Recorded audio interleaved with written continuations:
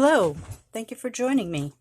Today I thought I'd talk about how to make this very easy rings and chains bracelet. And there are two different types of clasps I'd like to talk about. This first one that I'm going to demonstrate uses a lobster clasp. And it's just joined to the end chain. And what this does, for me anyways, allows me to put this bracelet on and off without someone's help. The other method of using a lobster clasp involves this other very tiny piece of metal. Now, it can be bigger if you're using a different style, but if you have a two-sided clasp, especially one that's very small, you may or may not be able to do this without being a contortionist, at least for me. So I came up with a simpler idea of just attaching the lobster clasp in this very simple chain, and then the other end of the bracelet is simply a loop. So then when you put it on your wrist, you're able to work that on your own. That is using the lobster clasp. Now the second way I designed was no clasp at all. And you're just making your second end a very large chain and attaching my favorite tatted rose to the other end, and that acts as your button, so to speak. And that way you can just attach it that way. And I also like this method because I have a metal allergy and I don't like metal touching my skin very much. So let's talk about the first size here. This is size 10 thread, and that is this humongous ball of crochet cotton, size 10, Aunt Lydia's 100% mercerized cotton, 2,000 yards or more. This is my favorite size. I tend to have this always wound on something. So to begin this pattern, this is a very easy to remember pattern. All of the rings are 5, join 5, and all of the chains are either all 10 or 5 join to the clasp 5. The longer chain I will get to for the yarn is 30 to 34. No matter what size thread or yarn for this bracelet that I'm using, I tend to start usually right with this ring.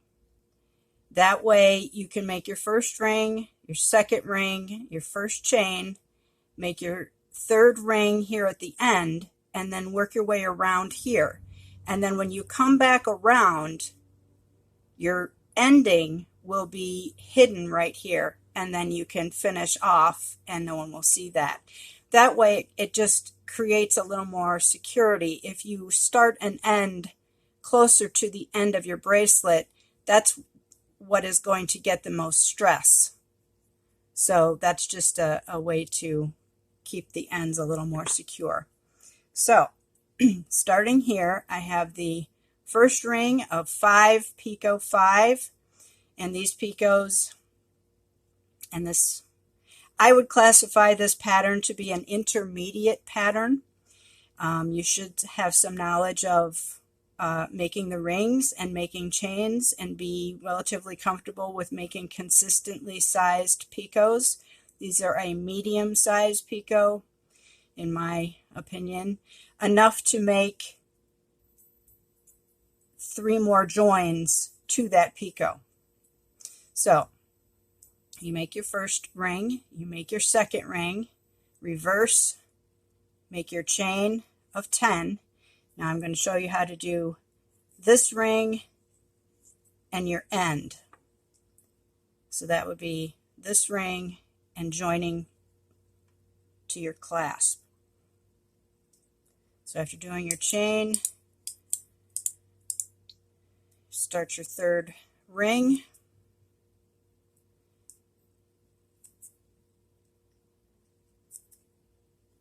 Two, three, four,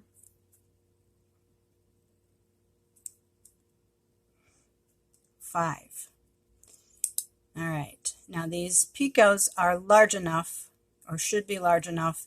You can use the end of your shuttle to make that join. You can also use your crochet hook too, but you can also use your shuttle. Put your shuttle through there, make your join, make your second set of 5 stitches, 2, 3, 4, 5. Close your ring.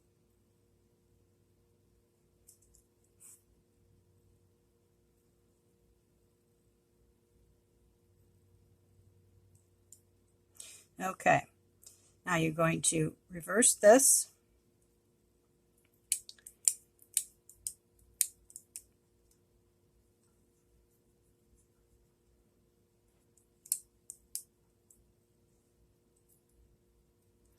And you make your first 5.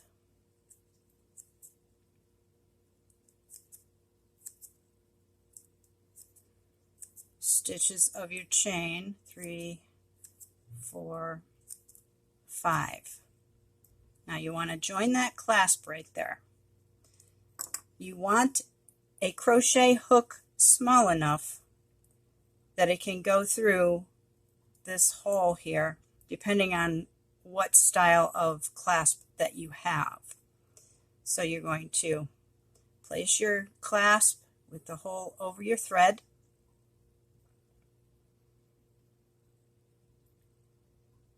And you pull that through, making sure you don't split the thread. Pull that up and adjust your tension here on your left hand and bring the clasp as far down and as close to this point as possible and put it in your pinch. Put your shuttle through there, and adjusting this tension, you remove that loop,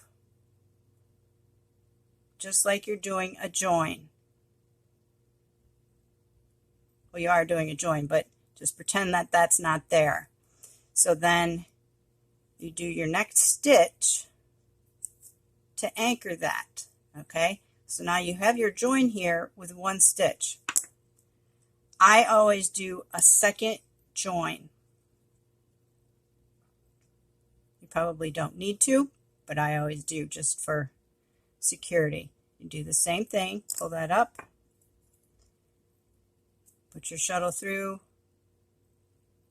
pull your tension to reduce that loop, and just play with your thread here to get it to look nice along that chain, and then make your next stitch right there close, and now you've joined twice through that hole there, and that's all there is to it. I do not count those 2 joins as part of the 5, 5. I did the first 5, I joined twice. Now I'm going to do a second 5. 1, 2, 3, 4, 5.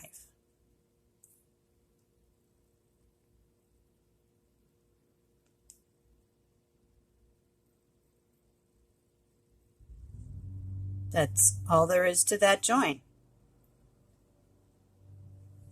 Now you turn it over, and you're going to make your next ring that you're going to join at that same point there.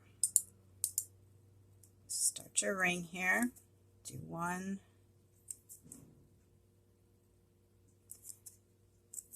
2, 3, 4, 5.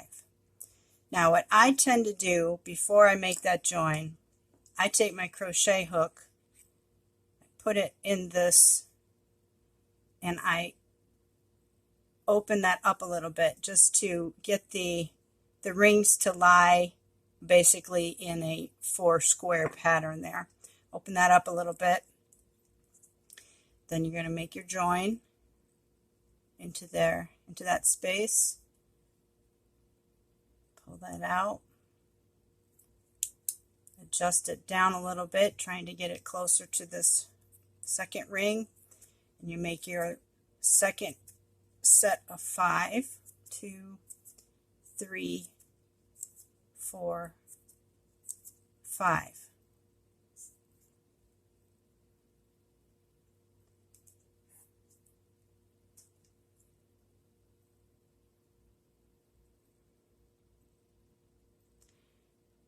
And there's your end.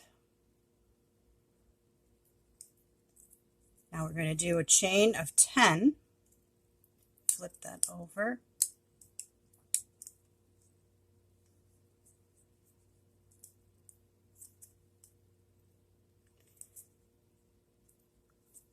Two, 3, 4, 5, 6, 7, 8, 9, 10.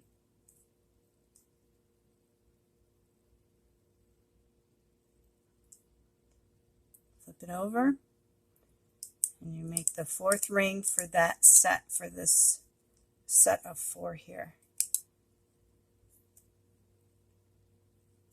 1,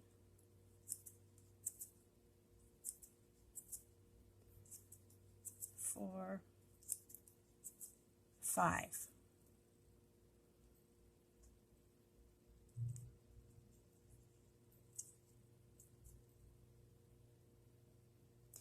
Now, I usually fold that over to make sure that my stitches are lying flat next to one another. Make the next 5.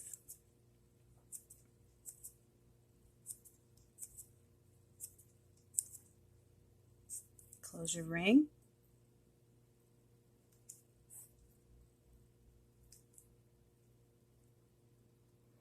Adjust those so they are consistent. And there's your end. All right, now to start the next set of 4 here, you just make your ring and then join to this ring here. And then you just work your sets, your groups of 4 along until you get to the other end. And you're going to work the same way around the other end. And then when you come back around, you will be ending with a chain here and you tie off. So I'd like to talk about how many sets of 4 you need to do. The first bracelet that I made that I was very happy with is this one, and I made this several years ago. I made this using this Elizabeth tatting thread, size 10, in this very lovely tan color. And at that time, 12 sets of 4 was enough. Now, I needed 13 just because I wanted it a little bit looser.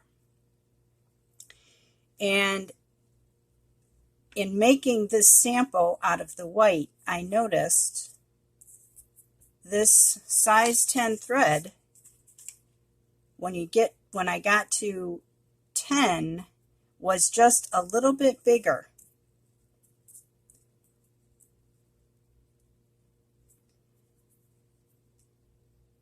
Than this thread. So just because a thread may have a size on it does not mean it is the exact same size as another thread with the same size. So you may have to play around with this, but I started with this example. This is 12 sets of 4 rings. That worked well for me out of size 10. I knew I wanted it a little bit bigger, so I made 13 sets and included the clasp. And that allows me to work this easily on my own. Then I thought I want to try this without a clasp. And the first one that I made was using the size 10. And this was a prototype. And this also has 2, 4, 6, 8, 10. This is 12. And I believe this has 34 stitches here. And to sew the rows on this end, I sewed a little piece of felt just to close up that hole there, and I was able then to stitch the rows on there. This is a little bit tight. I can do it, but it's a little bit tighter than I would like. So, and it was more of a prototype. I just wanted to see how it would work. I liked it well enough, so I did it in yarn. This is a medium weight 4 Red Heart Super Saver in white. And I would recommend, if you want to try this, I would not say if you are a absolute new beginner, I would not recommend doing this, just because working with yarn does require a little more patience. Once you get to that point, I know you can do it. Once you get to that point, I would recommend having several large shuttles, and I wound several with the yarn first, and then I think I did 2 or 3, and the third one I didn't cut off the ball. So when I started, I had my shuttle and ball continuous, and I started here. Out of this size thread with this is a 3-inch shuttle, I was able to get, let's see, 1, 2, 3, 4, 5, 6, 7, 8. I think I was able to get 8 rings and that amount of chains before I had to add on another shuttle. Again, here, you just have to play around with it with your size yarn, and just, my point here is have a couple of shuttles pre-wound. That way you don't have to cut your ball to rewind or have 2 or more balls. So once you start with this, it's the same process as this. Started down here, and then when I got to the end, I just made, I think this one was 34. Now, if you don't want it as big, if you do not make your rows as big, this rose was made using a Koigu hand-painted wool, merino wool. It's beautiful. These are absolutely beautiful. That's what I tatted this rose with. So it's a little lighter weight. It's a fingering weight yarn. Depending on how big your rose is, you may or may not need this large of a chain to go over it. You might just have to play around with it. So attach your chain and then continue around making your rings all the way down. With this size yarn, I only needed 7 sets of 4. So, and this one is actually, because this is my prototype, it was actually just a little bit snug, but once I started working with it, that actually went on a lot easier, but I've done it 3 or 4 times, so it's stretched out a little bit. I really like this prototype. It's a little larger. You can see it and it acts as a wrist warmer, so to speak, because it's made out of yarn. It can keep you a little warmer. It kind of looks the same, but different. And I really like the fact that the clasp is very easy to work.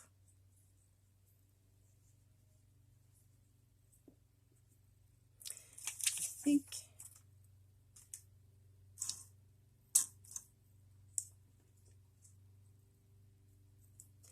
this is not a difficult pattern in my opinion. And when you are starting, I forgot to mention that, when I started this, just this little sample here, I just used this pre-wound shuttle and I pulled out about a yard to make my chains. If you have a large shuttle already wound with your preferred thread and a smaller or another shuttle, you can tie those together and start your ring and hide your ends in your first ring if you want to do it that way. Or you can do the continuous thread method and start around that way. If you have a large ball and a larger shuttle fully wound with, say, size 10 or size 20 thread even, you may be able to get the entire bracelet done without changing shuttles. So it's just a matter of experimenting and playing around with your yarn that you want to use and your thread that you want to use. This was a fun project for me to move forward with, and I learned some things. So I hope this gives you some ideas, things you'd like to try. Keep practicing. Thank you for watching.